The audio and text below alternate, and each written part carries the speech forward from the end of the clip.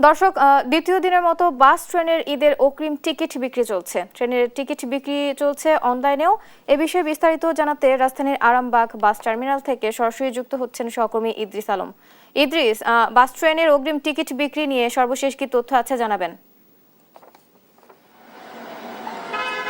আপনাকে ধন্যবাদ। আমি জানিয়ে রাখি যে আমি এই মুহূর্তে দাঁড়িয়ে আছি আরামবাগ এলাকায়, যেখানে বেশ কিছু কাউন্টার রয়েছে। এই কাউন্টার থেকে মূলত কিন্তু কক্সবাজার, চট্টগ্রাম, বান্দরবন এলাকা যেগুলো রয়েছে এগুলোতেই বেশিরভাগ গাড়ি চলাচল করে। একই সাথে তারা আমাদেরকে জানিয়েছেন, আমরা বেশ কয়েকটি কাউন্টার ম্যানেজারের সাথে কথা বলেছি, তারা জানিয়েছে তাদের এই সোহাগ পরিবহন থেকে সেন্ট মার্টিন পরিবহন রয়েছে, এগুলো মূলত পর্যটক কেন্দ্রিক তাদের যাত্রাটা বেশি হয়। তারা বলছেন যে ঈদের পর বা ঈদের 3 দিন আগে থেকে বা ঈদের পর 3 দিন এবং ঈদের আগে 3 দিন আসলে তাদের চাপ বাড়ে। এর বাইরে এখানে রয়েছে বেশ কয়েকটি গাড়ি যারা নড়াইল, যশোর, বেনাপোল এবং ব্রাহ্মণবাড়িয়া এলাকার দিকে যায়। এগুলো ঈদের 25 রোজার পরে হয়তো বা তাদের চাপ বাড়বে। একইদিকে এখানে একইভাবে যদি বলতে চাই যে এখানে সোহাগ পরিবহনের সাথে আমরা কথা বলছি, তারা বলেছেন যে তাদের যে যাত্রীগুলো রয়েছে এরই মধ্যেই কিন্তু অগ্রিম টিকিট কাটছেন, অনলাইনে কাটছেন, অফলাইনে কাটছেন।